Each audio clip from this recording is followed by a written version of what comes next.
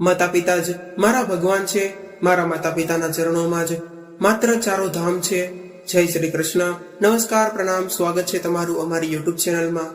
મિત્રો, આપણી આજની કહાની છે નાલાયક પુત્ર અને પુત્રવધુએ તેમના વૃદ્ધ માતા પિતાને જાનથી મારી નાખવાની યોજના બનાવી. તો વૃદ્ધ માતા પિતાએ પણ કર્યું એવું અદ્ભુત પરાક્રમ કે જોનારની આંખો ખુલી રહી ગઈ.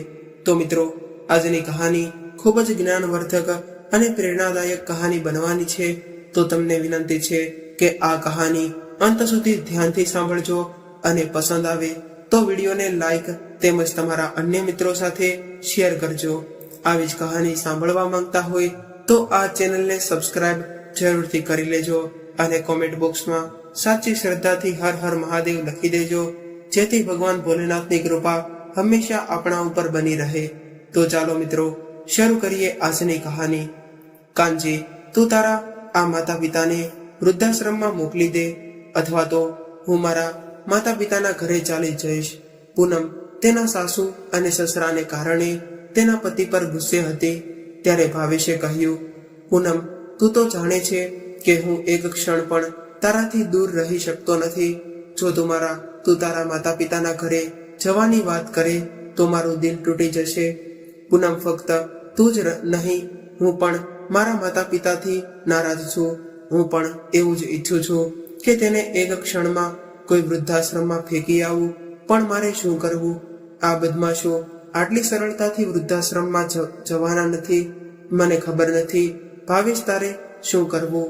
તારે જે કરવું હોય તે કર. મારે તેનાથી છુટકારો જોઈએ છે. ત્યારે ભાવેશ બોલ્યો, ઠીક છે પૂનમ, હવે તું ચૂપ થઈ જા. પિતાજી મને બોલાવી રહ્યા છે. પુત્ર ભાવેશ, ઓહ પુત્ર ભાવેશ.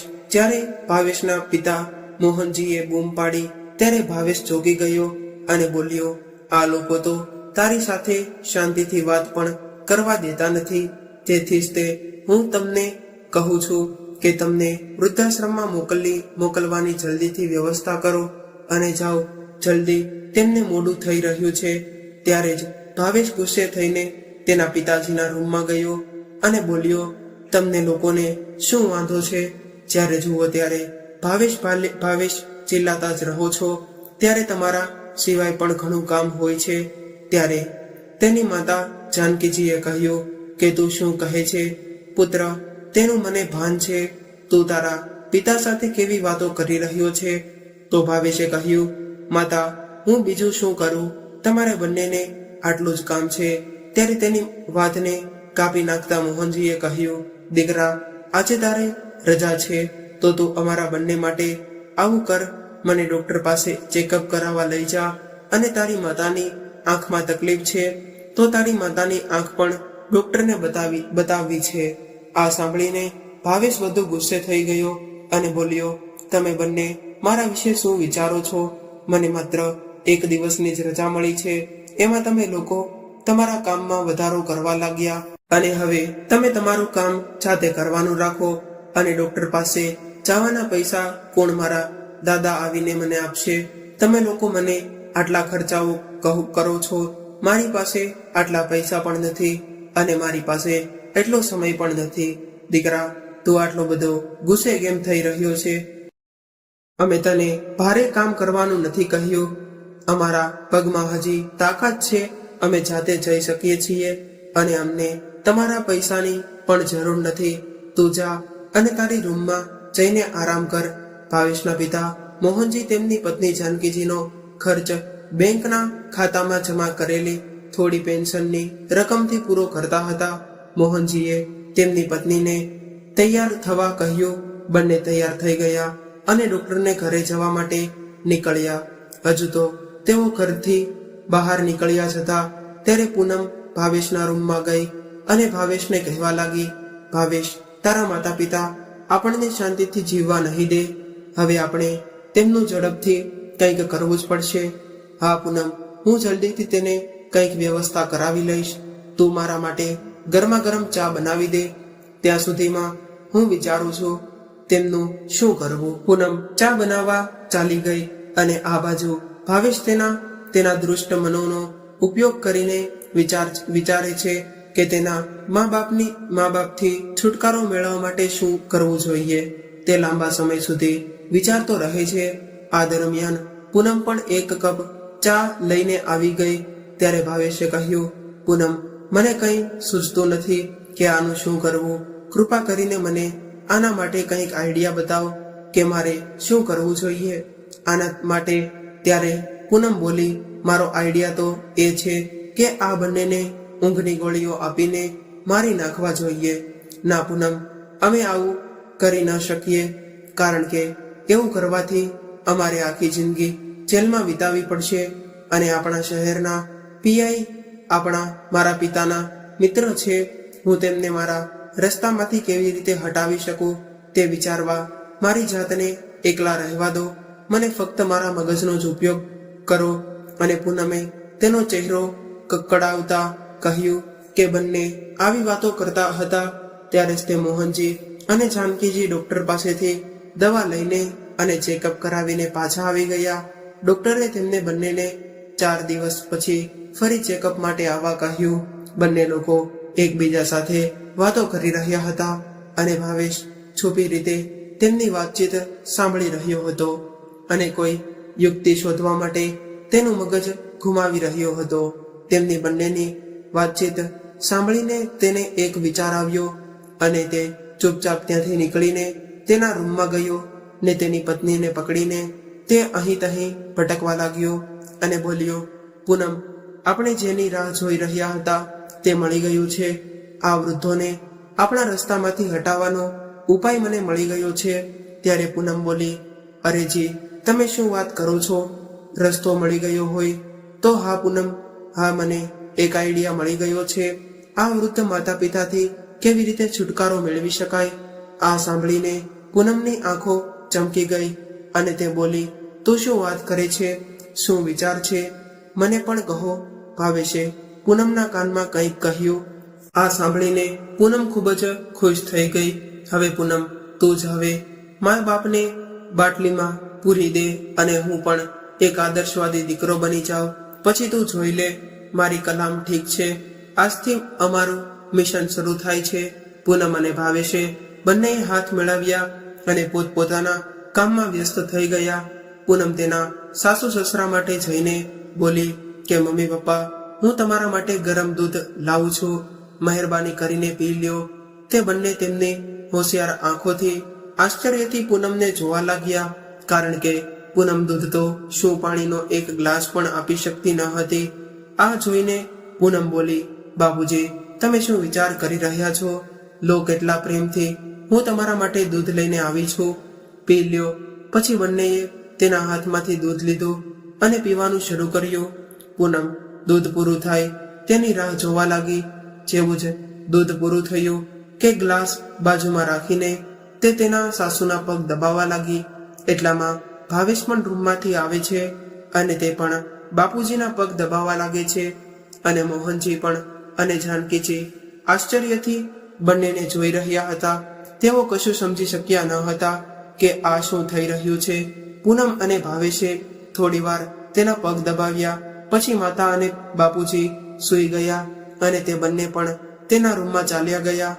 તેમના રૂમમાં આવ્યા પછી પૂનમ બોલી, હે ભગવાન, હું કેવી રીતે સહન કરી શકતી હતી આ બધું, તે મને ખબર ન હતી. તો ભાવેશે કહ્યું, બસ 3 દિવસની વાત છે, પછી તો ચાંદની રાત છે. બંને આવું બોલતા બોલતા સૂઈ ગયા.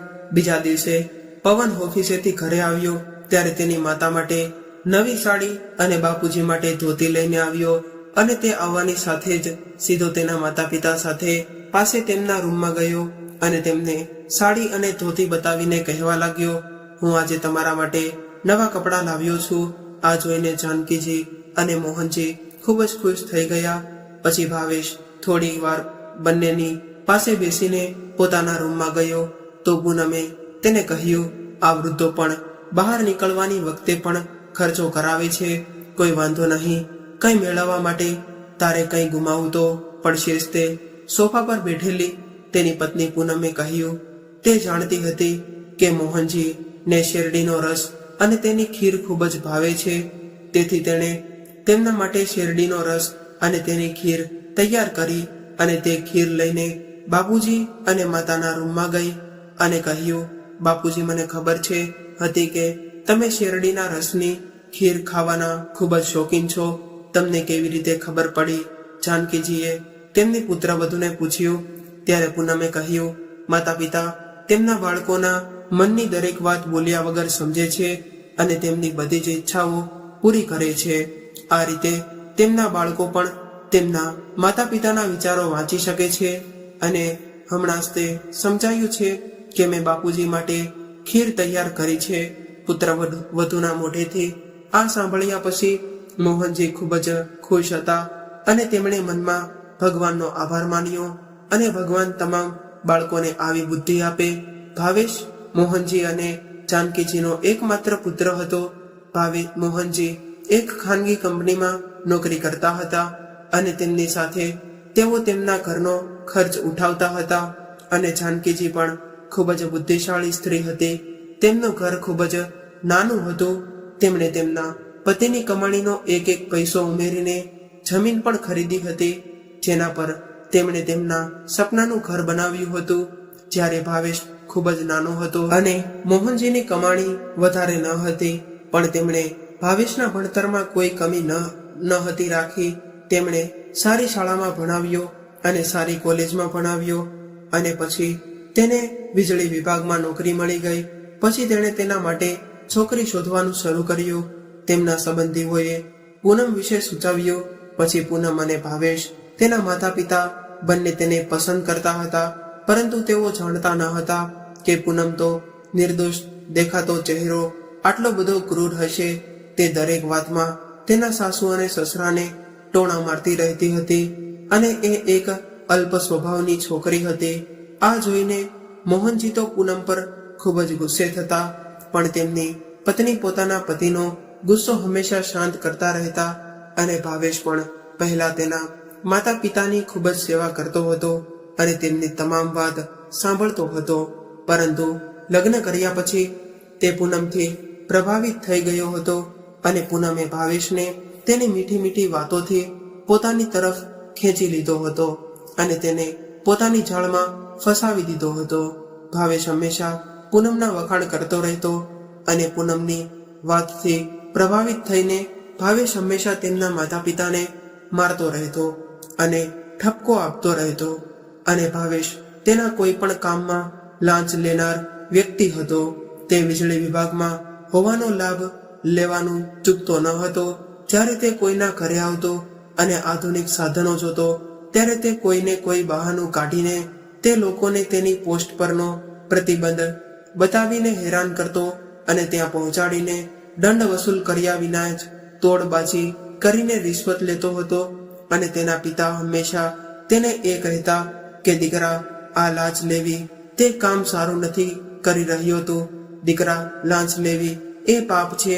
પરંતુ પવન તેના પિતાની વાતનો અવરોધ કરતો અને હવે તો તેની માથે મારપીટ કરવા લાગ્યો હતો અને કહેતો હતો કે મારી ખુશી જોઈને તમે ઈર્ષા શું કામ કરી રહ્યા છો અને મને નથી ઈચ્છતા કે હું મારી પત્ની સાથે સારી જિંદગી જીવી શકું, ખુશ રહી શકું, અને તમે મને લાંચ વિશે વારંવાર સમજાવતા રહો છો. એ કહો ને, તમારી સમસ્યા શું છે? હું કંઈ પણ કરી શકું છું. ભાવેશના આ કઠોર સાંભળીને મોહનજી ગુસ્સે થઈ જાય છે અને તેને ગાલ પર એક જોરદાર થપ્પડ મારે છે. ભાવેશ તેના માતા પિતાથી આ બાબતને લઈને ખૂબ જ નારાજ થઈ ગયો અને તેના ઉપર મોહનજી આગમાં બળતણ ઉમેરે છે. અને જાનકીજીએ શું કર્યું હશે, પરંતુ તેમ છતાં માતા પિતા હોવાને કારણે તે પોતાની જાતને એમ કહેતા રોકી નથી શકતો કે તેના પુત્રના દુષ્કર્મોને જોઈને તે તેને કોઈને કહેતી હતી. ભાવેશ અને પૂનમની આ એક મોટી ભૂલ હતી, જેને કારણે તેઓ નારાજ થઈ ગયા અને તેમના બાળકોને કહ્યું. ભાવેશ, જે તેના માતા પિતાને ઘરની બહાર કાઢવા ઈચ્છતો હતો, તે હવે તેની માતા અને પિતાની ડોક્ટરની આગામી મુલાકાતથી રાહ જોવા લાગ્યો, કારણ કે ડોક્ટરે તેમને 4 દિવસ પછી ફરીથી આવવાનું કહ્યું હતું. 3 દિવસ પસાર થતા જ ભાવેશ એક દાવ રમવા માટે માતા બાપુજીના રૂમમાં ગયો અને કહ્યું, બાપુજી, તે દિવસ દરમિયાન ઓફિસના કામને કારણે હું ટેન્શનમાં હતો. પિતાજી ટેન્શનમાં ને તમને ન કહેવાનું કહ્યું હતું. મને માફ કરી દો. કોઈ વાંધો નહીં દીકરા, આવું થતા કરે છે. આમ કહીને મોહનજીએ તેને માફ કરી દીધો. ત્યારે ભાવેશે પૂછ્યું, બાપુજી, તમારે મને માતાને ક્યારે ડોક્ટર પાસે પાછા જવાનું છે? દીકરા, ગઈકાલે મને ડોક્ટરે બોલાવ્યો છે, જાનકીજીએ તેના પુત્રને જવાબ આપ્યો. ભાવેશે માતાના પગ પર હાથ મૂક્યો અને તેમને અને બાપુજીને કહ્યું, કાલે હું પોતે તમને ડોક્ટર પાસે લઈ જઈશ. એવું કહીને ભાવેશ તેના રૂમમાં ગયો. બીજા દિવસે જ્યારે માતા પિતાને જ્યારે ડોક્ટર પાસે જવાનો સમય થયો ત્યારે ભાવેશ બોલ્યો, પિતાજી, પહેલા મારે તમને મંદિરે લઈ જવા છે. મારો મિત્ર મને કહેતો હતો કે નજીકમાં એક સારું મંદિર બનેલું છે. પહેલા આપણે ત્યાં જઈશું અને પછી પાછા આવીશું.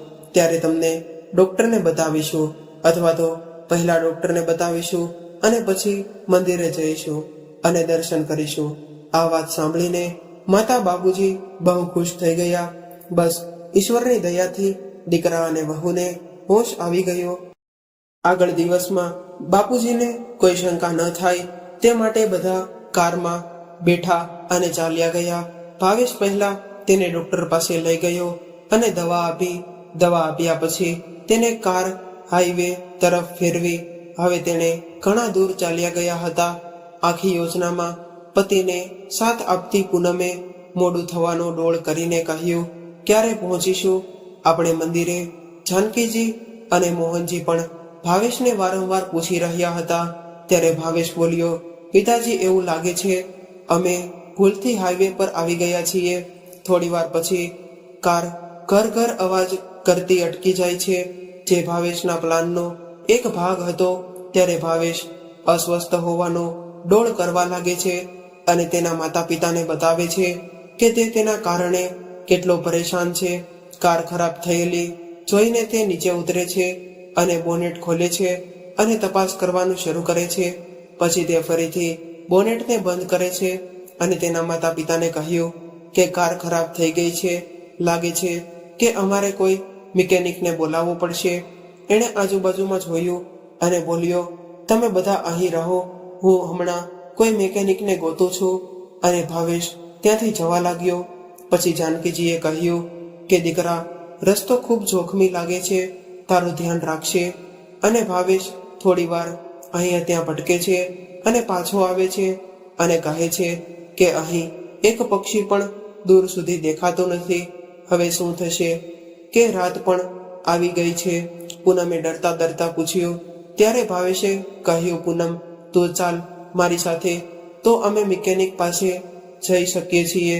પછી અમે મિકેનિક પાસે જઈને કાર રિપેર કરાવી શકીએ. પછી તેણે તેના માતા પિતાને કહ્યું, બાપુજી, તમે બંને અમારી રાહ જુઓ, અમે થોડી વારમાં કાર રિપેર કરાવીને આવી જશું. ત્યારે જાનકીજી અને મોહનજી ખૂબ જ ડરી ગયા અને કહેવા લાગ્યા, દીકરા, આ રસ્તો ખૂબ જ ખરાબ લાગે છે, ખૂબ જ વેરાન છે. અહીં આસપાસ ગાઢ જંગલ પણ છે. તું ધ્યાન રાખજે અને તમે અમને જલ્દી પાછા આવજો. બાપુજી, તમે ચિંતા ન કરો, અમે ઝડપથી પાછા આવી જશું. એમ કહીને ભાવેશ અને પૂનમે બળજબરીથી કારને ધક્કો મારવાનું નાટક કર્યું અને તેમના વૃદ્ધ માતા પિતાને આવા નિર્જન હાઈવે પર એકલા મૂકીને ચાલ્યા ગયા. ત્યારે પૂનમે કહે છે કે ચાલો, આખરે આ વૃદ્ધોથી છુટકારો તો મળી ગયો ને, હવે મને શાંતિ મળી જશે. અને ભાવેશ પૂનમના ગાલ ખેંચતાને કહે છે, ડાર્લિંગ, હવે હું ખૂબ જ ખુશ છું. આ બાજુ જાનકીજી અને મોહનજી નિર્જન હાઈવે પર તેમના પુત્રની રાહ જોઈ રહ્યા છે અને મોડું થઈ રહ્યું છે. પણ ભાવેશ હવે ક્યારે આવવાનો હતો? પહેલેથી જ બાપુજી ચિંતામાં હતા. હવે તો રાત થઈ ગઈ હતી અને તે ભૂખ અને તરસને કારણે મરી રહ્યા હતા. માતા અને બાપુજી હાઈવે પર ઠંડીને કારણે ઠરી જાય છે અને એક પથ્થર પર બેસી ગયા. ત્યારબાદ એક પોલીસ અધિકારીની કાર ત્યાંથી પસાર થઈ. વરિષ્ઠ પોલીસ અધિકારી મનુપ્રસાદ દુબે હતા. આ રીતે આટલી અંધારી રાત્રે સુમસાન હાઈવે પર આ વૃદ્ધ દંપતીને જોઈને તે કાર રોકી અને તેને નીચે ઉતરે છે અને તેમની પાસે આવીને કહ્યું, કાકા, તમે કોઈ આટલી મોડી રાત્રે આ સુમસાન હાઈવે પર એકલા શું કરી રહ્યા છો? ત્યારે મોહનજી દુબેજીને બધી જ વાત કહી સંભળાવી. તેમની વાત સાંભળીને દુબેજી ખૂબ જ આશ્ચર્યચકિત થઈ ગયા અને ગુસ્સે પણ થાય છે. બીજી બાજુ પૂનમ અને તેનો પતિ ભાવેશને પૂછ્યું કે એવું ન બને કે તે બંને કોઈની પાસેથી લિફ્ટ લઈને ઘરે પહોંચે. અરે ના પૂનમ, તને ખબર છે ને કે જંગલ કેટલું ગાઢ છે. ત્યાં કોઈ ચોર લૂંટેરા તેમને લૂંટી લેશે, કાં તો તેમના પર કોઈ જંગલી જાનવર હુમલો કરશે, અથવા તો તેઓ ભૂખને કારણે વેદનામાં મરી જશે.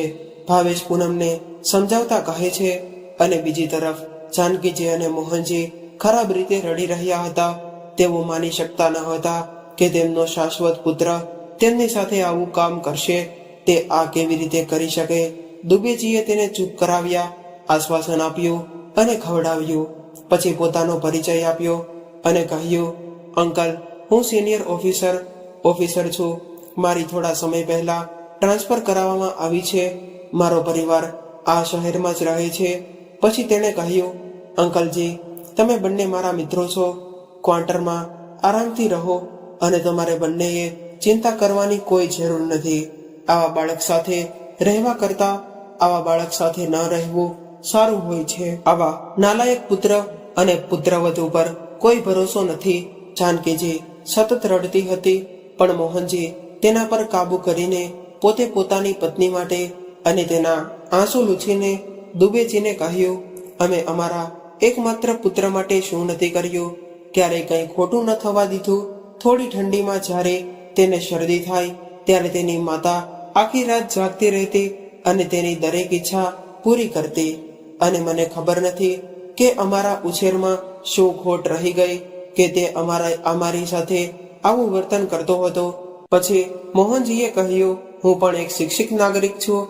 હું પણ આમ ચૂપ બેસી રહેવાનો નથી. આવા બાળકોને પાઠ ભણાવવો જરૂરી છે, નહીંતર આપણા સમાજના નૈતિક પતનને કોઈ રોકી નથી શકે એમ. દુબેજી પણ એવું જ ઈચ્છતા હતા. ભાવેશ અને પૂનમને ચોક્કસ સજા થવી જોઈએ. તેણે મોહનજી અને જાનકીજીને કહ્યું, અંકલ, તેમને સજા કરવા માટે હું તેમને કોઈ પણ સજા આપી શકું છું અને તેમને જેલમાં પણ મોકલી શકું છું, પરંતુ તે બંને તમારા માટે ગુનેગાર છે. તેથી મને તેમને કહો, તમે લોકોને તેને શું જોઈએ છે?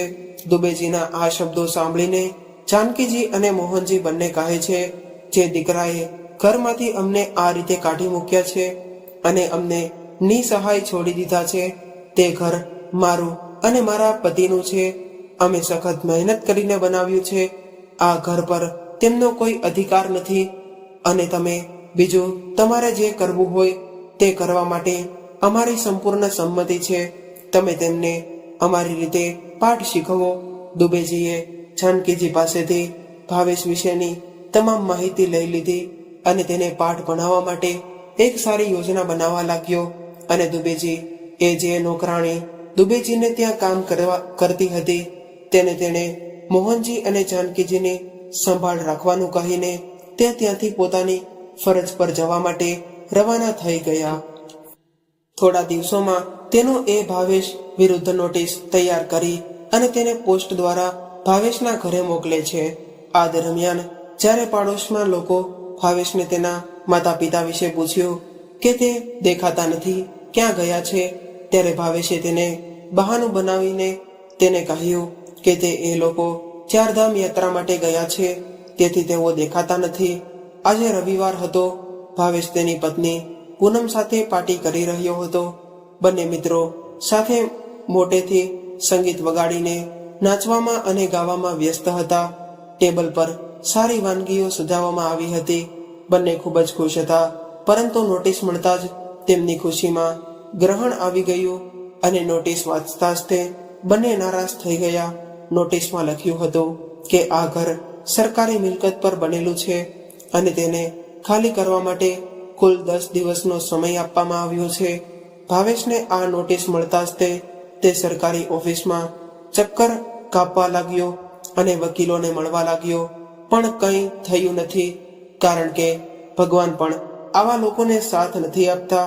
અને પછી ઘર પણ ખાલી થવામાં 3 દિવસ બાકી હતા ત્યારે દુબેજી પોતે ભાવેશના ઘરે ગયા અને ફરી એકવાર 3 દિવસમાં ઘર ખાલી કરવાનું કહ્યું. આખરે ભાવેશ અને પૂનમને 3 દિવસમાં ઘર ખાલી કરીને ભાડાના મકાનમાં રહેવા જવું પડ્યું.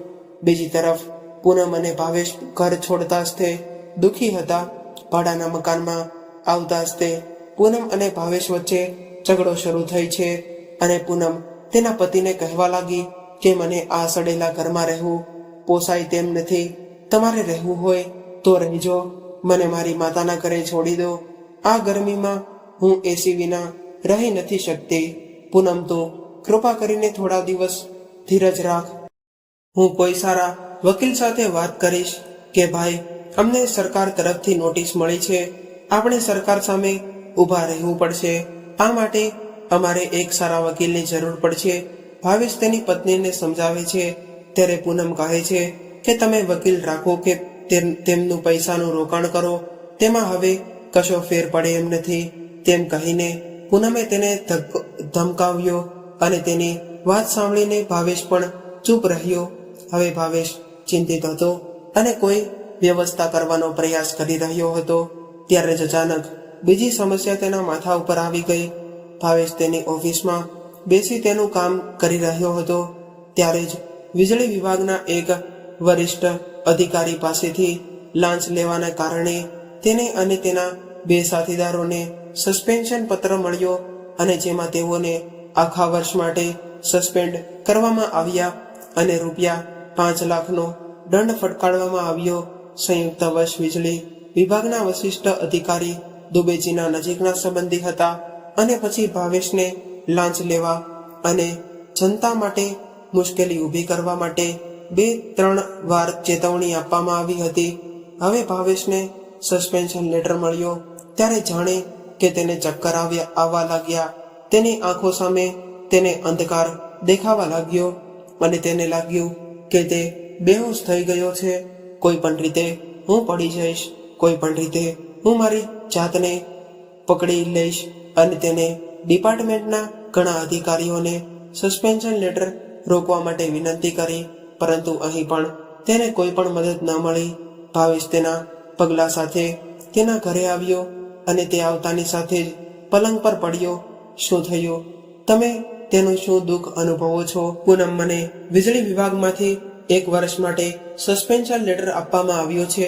શું તો આપણે હવે કરીશું? તેથી જ તે બાપુજી તને લાંચ લેવાની મનાઈ કરી રહ્યા હતા. પૂનમ મોઢું ચડાવીને બોલી, તું પૂનમ આ શું બોલે છે? તારા ખર્ચને કારણે હું આજ સુધી લાંચ લેતો હતો. તું જ મને લાંચ લેવા માટે ઉશ્કેરતી હતી. મને તું જ પડોશમાં જતી હતી અને તમામ માહિતી એકત્રિત કરીને મને આપતી હતી. કોનું ઘર આવું છે? કોના ઘરમાં 2 ફ્રીજ છે? કોના ઘરમાં માઇક્રોવેવ છે? ક્યાં દરોડો પાડવો અને ક્યાં નહીં? હવે મને તારા પર દોષારોપણ કરો છો અને આજે તમને બાપુજી યાદ આવે છે. એ તમે જ હતા જેમણે મને અને બાપુજીને કહ્યું હતું કે આમ કરો. હવે તમે શું વાત કરો છો? બંને વચ્ચેની લડાઈ વધતા જ તે બંને કૂતરા બિલાડાની જેમ લડવા લાગ્યા. પૈસા કેવી રીતે બચાવવા તે ખબર ન હતી, તેથી હવે ધીમે ધીમે બધા પૈસા ખલાસ થતા લાગ્યા અને આવી સ્થિતિમાં મકાન માલિકે ઘરનું ભાડું વધારવાની વાત કરી. જ્યારે ભાવેશે કહ્યું કે તે એટલું ભાડું નહીં ચૂકવી શકે, ત્યારે મકાન માલિકે તેમને સ્પષ્ટપણે મકાન ખાલી કરવાનું કહેવામાં આવ્યું, કારણ કે આ ઘરના લોકો વધુ ભાડું ચૂકવવા તૈયાર હતા. હવે ભાવેશ અને પૂનમ તેમના સામાન સાથે સીધા ફૂટપાથ ઉપર આવી ગયા હતા, કારણ કે ભાવેશ તેમના હોદ્દાનો દુરુપયોગ કરી રહ્યો હતો અને તેમના વિસ્તારના લોકોને પણ પરેશાન કરી રહ્યો હતો. પાડોશીઓ પાસેથી પણ લાંચ લેતા હતા. આજે પાડોશમાં તેની છબી સારી ન હતી, આથી કોઈ પાડોશી તેને મદદ કરવા તૈયાર પણ ન હતા. ભાવેશ અને પૂનમ પોતપોતાનો સામાન લઈને રસ્તા ઉપર બેઠા હતા. ભાવેશ તેમના મિત્ર પાસેથી મદદ માંગી રહ્યો હતો, કોઈ પણ મદદ કરવા માટે તૈયાર ન હતું. એક તરફ બંને ભૂખથી પીડાઈ રહ્યા હતા અને બીજી તરફ આકરી ગરમી તેમના જીવ લઈ રહી હતી. આથી ભાવેશ અને પૂનમ રડવા લાગ્યા અને અમે કેવી રીતે આકાશમાંથી સીધા આવ્યા અને જમીન પર પડ્યા. ભાવેશે રડતા રડતા કહ્યું, આજે અમારી હાલત માટે અમે પોતે જ જવાબદાર છીએ. આમાં સૌથી મોટી ભૂલ મારી છે.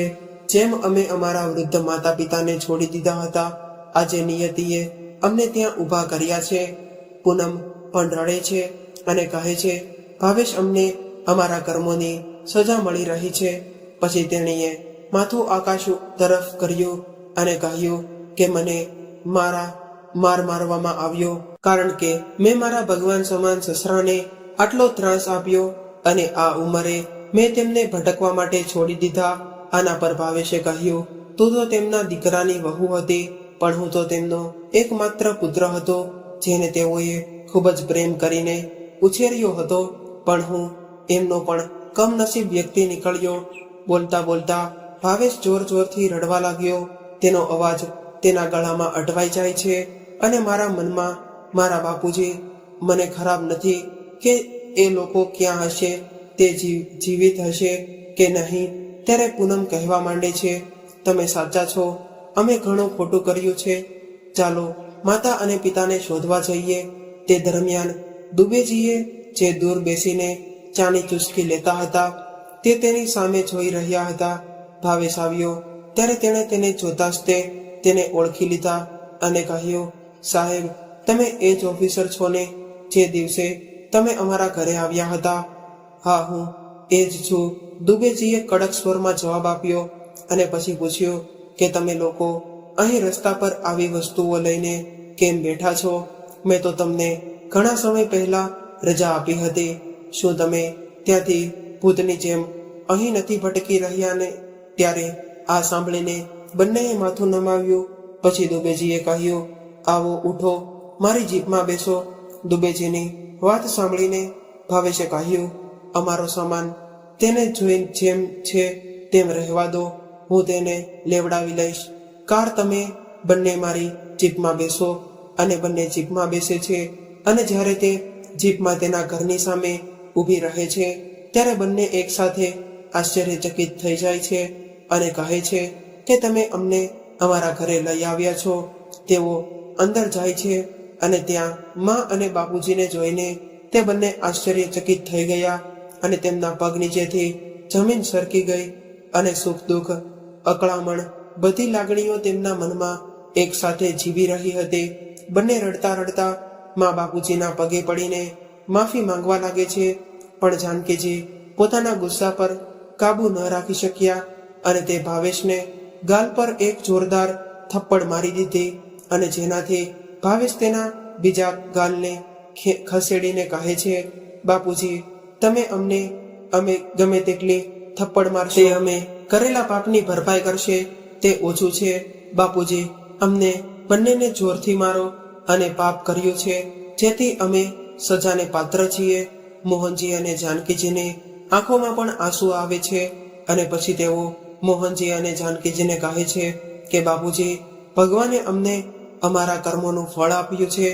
અમે તમારી સાથે જ તે જે કર્યું હતું નિયતિએ અમારી સાથે કર્યું છે. હવે અમને સમજાયું કે અમારા માતા પિતા ઘર બનાવવા માટે આખી જિંદગી મહેનત કરી. અમે આટલા ટૂંકા સમયમાં દેશદ્રોહી બની ગયા છીએ. આ સમયે જો તમે અમને માફ નહીં કરો તો ભગવાન પણ અમને માફ નહીં કરી શકે. દુબેજીએ મોહનજી અને જાનકીજીને કહ્યું કે તેઓ બંનેને માફ કરી દો. મોહનજી અને જાનકીજીએ તેમને માફ કરી દીધા. પછી તેઓ તેમના પાપોની સજા ભોગવવા માટે ઘર છોડવા માટે દરવાજો સુધી પહોંચ્યા, પરંતુ માતા અને પિતાનો અવાજ તેમને રોકવા માટે મજબૂર કર્યો અને માતા પિતા તેમના બાળકો માટે આખી જિંદગી સખત મહેનત કરી હોય અને વૃદ્ધાવસ્થામાં તેમને સાથ આપવાને બદલે જો તેમના બાળકો તેમને આ રીતે છોડી દીધા હોય તો કલ્પના કરો કે તેમના પિતાના શબ્દો તેમના હૃદય પર શું કરશે. આ સાંભળીને ભાવેશ જોર જોરથી રડવા લાગ્યો અને માતા પિતા અને બાળકોની મુલાકાત જોઈને દુબેજીની આંખોમાં આંસુ આવી ગયા અને તેઓ માર્ગ પર જવા લાગ્યા. હવે ભાવેશ અને પૂનમ સંપૂર્ણ રીતે સુધરી ગયા હતા અને તેઓ સ્વચ્છ હતા. તેઓ આજે મોહનજી અને જાનકીજીનું સંપૂર્ણ ધ્યાન રાખતા હતા અને તેમની સેવા કરે છે. તેઓ એક આદર્શ પુત્ર અને પુત્રવધુ બની ગયા હતા. પછી 2 મહિના પછી બીજી ખુશીનો ઘરમાં પ્રવેશ થયો. પૂનમની સન્ની કુખ જે અત્યાર સુધી ભરાઈ ન હતી તે મા બાપુજીના આશીર્વાદથી ભરાઈ ગઈ. ઘરમાં ખુશીની લહેર છવાઈ ગઈ. ઘરના દરેક વ્યક્તિ ખૂબ જ ખુશ થયા. પછી 6 મહિના પછી ઘરમાં એક નાનું બાળક જન્મ્યું, જેની ચિંગારી એ આખું ઘર ગુંજવ્યું હતું. હવે મોહનજી અને જાનકીજી તેમના પૌત્રને જોઈ રહ્યા છે અને આ દિવસ ફરી દેખાવા માટે ભગવાનનો આભાર માને છે. પ્રિય મિત્રો, મને આશા છે કે તમને મારી આ કહાની પસંદ આવી હશે. જો તમને મારી આ કહાની પસંદ આવી હોય તો કૃપા કરીને અમારા વિડીયોને લાઈક અને તમારા મિત્રો સાથે શેર કરજો અને આવી જ કહાની સાંભળવા માટે આ ચેનલને સબસ્ક્રાઇબ કરો. હવે ફરી મળીશું એક નવી કહાની સાથે. ત્યાં સુધી તમામ મિત્રોને જય શ્રી કૃષ્ણ, રાધે રાધે, હર હર મહાદેવ. આ કહાનીને પૂરેપૂરી સાંભળવા માટે તમારો ખૂબ ખૂબ આભાર. Thank you.